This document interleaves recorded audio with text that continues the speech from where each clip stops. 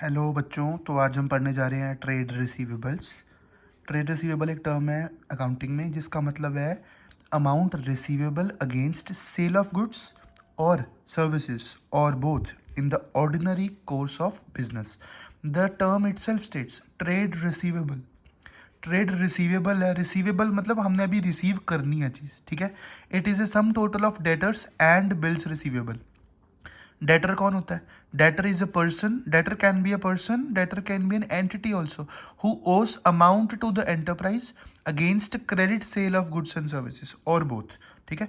Debtor वो इंसान है जिसने गुड्स खरीदी हैं क्रेडिट पे, ठीक है, जिसको क्रेडिट पे गुड्स बेची गई हैं और उसने पैसा हमें देना है, उसने हमें अमाउंट अभी देनी है, मतलब हमने अभी वो अमाउंट रिसीव करनी है। It is yet to receive, that's why it is trade receivable, ठीक है।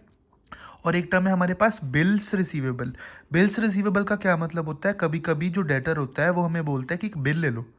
It is a bill of exchange that is accepted by a debtor, the amount of which will be specified on will be received on the specified date।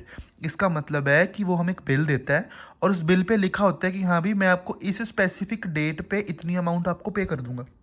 Debtor ये चीज़ करता है क्योंकि debtor ने हमसे credit पे goods खरीदी होती हैं और उसने हमें पैसा वापस करना है, तो वो हमें बिल दे देता है, तो इसको हम बोल देते हैं बिल रिसीवेबल। तो ये तीन टर्म्स है, ट्रेड रिसीवेबल, डेटर और बिल रिसीवेबल, ये आपस में लिंक करती है, ठीक है। इस चीज़ का आप ध्यान देना। जल्दी से बच्चों नोट डाउन कर लो, यहाँ इसका स्क्रीनशॉट ले लो, ठीक है। ये इजी लैंग्वेज में आपको समझाई गई है चीज़, ठीक है। अगर आप एग्जाम्पल की बात करें तो ट्रेड रिसीवेबल का एग्जाम्पल हो सकता है Ram and company sold goods worth 20,000 to Mohan on credit. Ram company ने मोहन को क्रेडिट पे गुड्स सेल किए, तो जो for Ram and company 20,000 is a trade receivable, क्योंकि राम कंपनी ने मोहन को 20,000 के गुड्स बेचे क्रेडिट पे। अब 20,000 रिसीव करेगी Ram and company, that's why 20,000 is trade receivable. जो 20,000 की अमाउंट है वो ट्रेड रिसीवेबल है। और अगर डेटर की बात करें, डेटर की एग्जांपल क्या हो सकती है कि if Mohan purchased goods on credit from Ram and company, Mohan ने राम एंड कंपनी से गुड्स क्रेडिट पे परचेज किए, then Mohan is a debtor for Ram and company, ठीक है। मोहन ने राम से गुड्स खरीदे, so Mohan is a debtor for Ram, ठीक है। सिंपल डिफरेंस है, trade receivable is amount to be received, debtor is person who has to pay, ठीक है। और बिल रिसीवेबल हमने पढ़ा कि it is a bill of exchange accepted by a debtor. अगर दूसरी लैंग्वेज में बताऊँ, it is a written promise. ये एक टाइप का रिटर्न प्रॉमिस है that is received from a debtor to pay a certain amount on a specific future date, ठीक है। Bills receivable it is a written promise, also called bill of exchange accepted by the debtor. जैसे मोहन ओस 20,000 to Ram and company, ठीक है। तो Ram ask Mohan to sign a bill promising to pay after 3 months. Mohan ने 20,000 rupees Ram and company को देने हैं, ठीक है। तो राम एंड कंपनी ने क्या बोला, he ask Mohan to sign a bill. उसने मोहन को बोला कि एक बिल साइन कर, उस पर प्रॉमिस कर, मतलब एक टाइप का प्रॉमिस होगा कि तू 3 महीने के बाद मेरे को पैसे वापस कर देगा। Now this signed document it becomes bills receivable for Ram, ठीक है। नेक्स्ट टर्म है हमारी ट्रेड पेबल।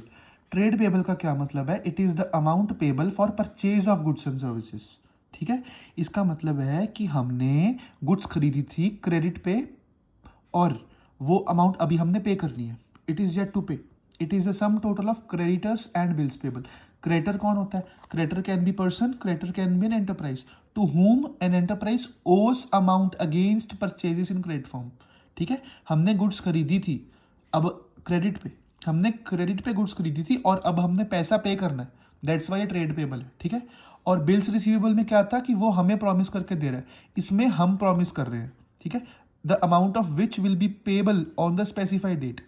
एक प्रोमिजरी नोट, एक बिल ऑफ एक्सचेंज जो एक्सेप्ट कर रहा है पर्सन, कौन एक्सेप्ट कर रहा है? जिसको हमने पे करना है, कि हम उसको इतनी डेट को ये चीज़ पे कर देंगे, ठीक है। तो ट्रेड पेबल का क्या मतलब था? Amount that the business has to pay to suppliers for credit purchase. Amount that business has to pay to suppliers for credit purchase, it is the opposite of trade receivables, ठीक है। और next term है हमारे पास credit purchase. Credit purchase कौन हो गए? वो हो गए पर्सन्स। कौन से पर्सन हो गए? To whom the business owes money for credit purchase. It can be person, it can be firm. Enterprise को फर्म भी बोलते हैं. टू whom बिजनेस ओज मनी इन क्रेडिट फॉर्म. ठीक है, तो ये था हमारा क्रेडिटर्स. तो ट्रेड पेबल क्या होता है? Amount to be paid. और क्रेडिटर्स कौन होते हैं? Person to whom money is to be paid. ठीक है, person to whom money is to be paid. Next है हमारे पास बिल पेबल. बिल पेबल क्या था? Written promise made by the business to pay a certain amount on a specific future date. ठीक है, तो ये था हमारा trade payable, creditors and bills payable. Note down कर लीजिए बच्चों, या इसको पॉज करके नोट कर लीजिए, या इसका स्क्रीनशॉट ले लीजिए. ठीक है, तो नेक्स्ट टर्म है हमारे पास कॉस्ट. कॉस्ट एक छोटी सी टर्म है, बहुत इजी टर्म है. कॉस्ट का क्या मतलब होता है? The amount of money we have spend to purchase goods and services. हमने कुछ पैसा खर्च किया है गुड्स एंड सर्विसेज को खरीदने के लिए. This is cost. It is expenditure incur to acquire something. अगर हम बुकिश लैंग्वेज में पढ़ें, amount of expenditure incurred on or attributable to a specified article, product or activity. It is an expense. Cost एक खर्चा है. Cost एक खर्चा. It is an expense of purchasing goods and services or manufacturing goods and services. ठीक है, for example अगर मैं बात करूं, if a shop buys goods for 50,000, then 50,000 is the cost of goods. Just remember one thing, cost is related to purchase price, not selling price. Cost is related to purchase price, not the selling price. और अब है voucher. Voucher का क्या मतलब होता है? It is a proof of transaction, or we can say it is a written document or proof of a financial transaction. It is an evidence of transaction having taken place. कि कोई transaction हुई है, उसका evidence, उसको हम बोलते हैं voucher. जैसे बिल्स वगैरह होते हैं, it proves that a transaction has taken place. For example cash receipt. हमने कोई चीज़ बेची और कैश रिसीट आ गई हमारे पास.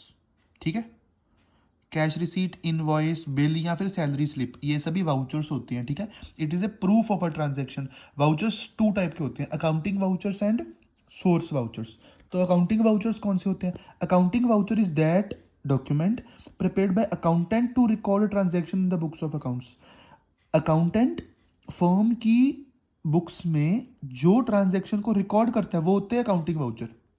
ठीक है, अकाउंटिंग वाउचर वो डॉक्यूमेंट है जो अकाउंटेंट रिकॉर्ड करता है फर्म की बुक्स ऑफ अकाउंट्स में. It is used for entering the transactions into journal, ledger, cash book. ठीक है, जर्नल में, कैश बुक में या लेजर में जो हम ट्रांजैक्शंस एंटर करते हैं वो होती है अकाउंटिंग वाउचर्स. ठीक है, सोर्स वाउचर्स क्या होता है? Evidence of a business transactions. जैसे कैश मेमो हो गया, इनवॉइस हो गया, या कोई बिल हो गया, डेबिट नोट हो गया, या रिसीट हो गई, या क्रेडिट नोट हो गया. ठीक है, it is an original written proof of a business transaction. किसी भी बिजनेस ट्रांजैक्शन का ओरिजिनल रिटन प्रूफ है ये. ठीक है, every accounting entry is based on source voucher. हर एक अकाउंटिंग एंट्री वो सोर्स वाउचर पे बेस्ड होती है. ठीक है, और जो अकाउंटिंग वाउचर है वो अकाउंटेंट प्रिपेयर करता है. बेसिकली अगर हम पता करें, वाउचर होता है रिटर्न ट्रांजैक्शन का एविडेंस. मतलब किसी भी ट्रांजैक्शन का एविडेंस होता है. ठीक है, रिटर्न एविडेंस होता है ये. Okay, voucher is a proof of transaction.